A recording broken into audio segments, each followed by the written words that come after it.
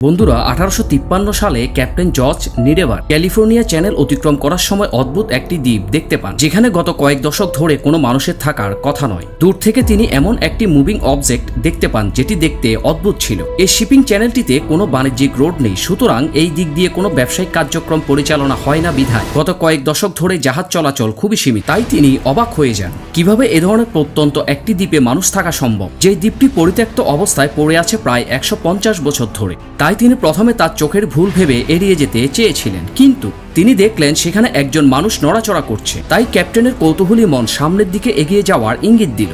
জাহাজটি নিয়ে তিনি তখন কোনো কিছু চিন্তা না করে সামনের দিকে এগিয়ে যেতে থাকলেন। কাছে গিয়ে তিনি দেখলেন সে মেয়েটি মৃত একটি হাঙর থেকে চর্বি সংগ্রহ করছে। সে মেয়েটি ক্যাপ্টেনকে দেখে অবাক হয়ে তাকিয়ে থাকলো, কখনো হাসছে আবার মনে মনে বকবক করছে। তার বয়স কমপক্ষে 50 বছর হবে বলে তিনি ধারণা করেছিলেন। ইনি হলেন হুয়ানা মারি, যিনি ক্যালিফোর্নিয়ার উপকূলীয় অঞ্চলে সান নিকোলাসের একটি প্রত্যন্ত দ্বীপে আটকে পড়েছিলেন। দীর্ঘ 18 বছর সেখানে ছিলেন তিনি। সেখানে তিনি পোশাক পরতেন পাখির পালক দিয়ে বানানো নিজ হাতে তৈরি পোশাক, আর খাবার ছিল কাঁচা ও শুকনো মাংস। শুধু তাই নয়, তিনি যে স্থানে রাত্রি যাপন করতেন তা ছিল মৃত প্রাণীদের হাড় দিয়ে তৈরি। নির্জন দ্বীপে দীর্ঘ 18 বছর একা কাটানো কে এই হুয়ানা মারিয়া, সে সম্পর্কে আজকে আমরা জানার চেষ্টা করব ইফতেখার আহমেদ চ্যানেলটিতে। নতুন বন্ধুদের কাছে অনুরোধ রইল চ্যানেলটি সাবস্ক্রাইব করার জন্য। ক্যালিফোর্নিয়া চ্যানেলের আশেপাশে এই ধরনের অনেকগুলো দ্বীপ ছিল, যার মধ্যে এই দ্বীপটি ছিল সবচাইতে পুরাতন, যা প্রায় 10,000 বছর ধরে তাদের অস্তিত্ব এই পরিবেশের মধ্যে টিকিয়ে রাখতে সক্ষম হয়েছিল। নিকোলিয়াস নামক প্রাচীন এই উপজাতিতে ধ্বংসের প্রায় শেষ পর্যায়ে চলে আসে। 1811 সালে তাদের অস্তিত্ব বিলীন হয়ে যায়। তখন ক্যালিফোর্নিয়া ও আলাস্কা পশু শিকারীরা এই দ্বীপে প্রবেশ করে এবং তারা প্রায় উপজাতিদের কাউকেই বাঁচতে দেয়নি। শেষ পর্যায়ে 1835 সালে উপজাতিদের সংখ্যা 20-এ চলে আসে। হুয়ানা মারিয়া তখন 10 থেকে 12 বছরের কিশোরী।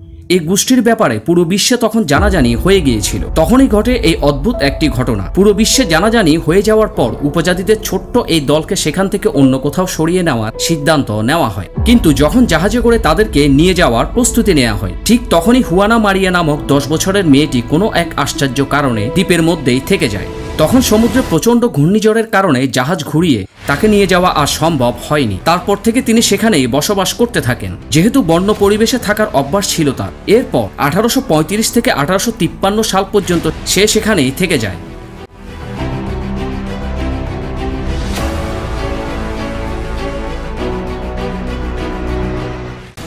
একা থাকা রিমোট একটি দ্বীপের মধ্যে কোনোভাবেই সহজ ছিল না। তিনি সেখানে প্রচুর পাখি শিকার করতেন। শিকার করা পাখিগুলোর পালক দিয়ে নিজের জন্য কাপড় বানাতেন। সামুদ্রিক প্রাণী শিকার করে তিনি খাবার জোগাতেন। কোনো সময় খাবার না পেলে অনেক কষ্ট করে জীবন অতিবাহিত করতেন, কিন্তু কোনোভাবে সেখান থেকে উদ্ধার হওয়া সম্ভব নয়, তিনি সেটি ভালোভাবেই জানতেন। সান নিকোলাসের এই দ্বীপ থেকে জনবসতি অনেক দূর, তবে সেখান থেকে উদ্ধার হওয়া বাকি 19 জনের কারোরই জীবন সুখের ছিল না। স্বাভাবিক দ্বীপের নির্মল পরিবেশে বাস করা উপজাতিরা যখন সভ্য সমাজে বসবাস করে, তখন তাদের জীবন হুমকির মুখে পড়ে যায়। উদ্ধার হওয়া সে 19 জন সেখান থেকে বেরিয়ে বেশি দিন বাঁচতে পারেন। এর ঠিক 18 বছর পর ক্যাপ্টেন জর্জ নিডেভার যখন তাকে প্রথম আবিষ্কার করলেন, তিনি বলেছিলেন তাকে দেখে মনে হচ্ছিল 50 বছরের শক্তিশালী একজন যুবতী, যে ঠিকমতো কথা বলতে পারছিল না। তাকে দেখে হাসতো, তাকাতো, আবার কান্না করত, কিন্তু সে কথা বলতে পারত না। মজার ব্যাপার হচ্ছে তার নাম যে হুয়ানা মারিয়া সেটাও তিনি জানতেন না, কারণ সভ্য সমাজে মানুষের যে নাম থাকতে পারে সেটিও ছিল তার কাছে অবাক করার মতো। গায়ে ছিল চামড়া আর পাখির পালকে মিশ্রিত এক অদ্ভুত ধরনের পোশাক। মজার ব্যাপার হচ্ছে মহিলা তার সঙ্গে অনেকগুলো জিনিস জাহাজে তুলেছিলেন, যার মধ্যে একটি হাড় দিয়ে তৈরি সূঁচও ছিল। সম্ভবত ওটা দিয়ে তিনি তার পোশাক সেলাই করতেন। এরপর 1906 সাল সান ফ্রান্সিসকোতে যেই জায়গায় তার জিনিসপত্রগুলো রাখা হয়েছিল সে স্থানটি ভূমিকম্পের কারণে ধ্বংস হয়ে গিয়েছিল। ফলে ইতিহাসবিদদের কাছে হুয়ানার জীবনের কোনো জিনিসই আর অস্তিত্ব ছিল না।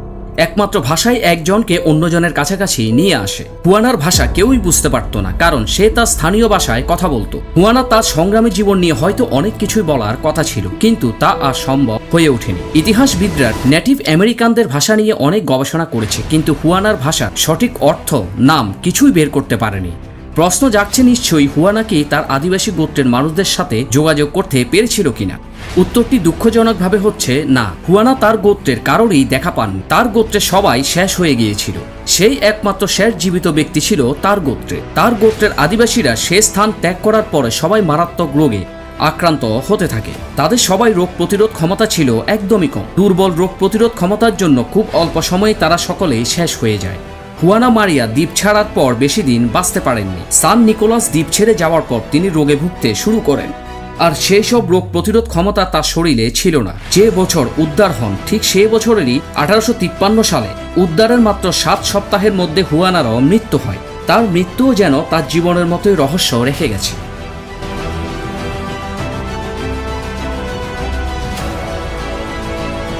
অসংখ্য ধন্যবাদ বন্ধুরা এতক্ষণ ধরে সময় নিয়ে কন্টেন্টটি দেখার জন্য। যদি ভালো লাগে লাইক এবং শেয়ার করে অন্যকে দেখার সুযোগ করে দেবেন, আর যদি ভালো না লাগে কমেন্টে আমাদেরকে জানাতে পারেন। ধন্যবাদ।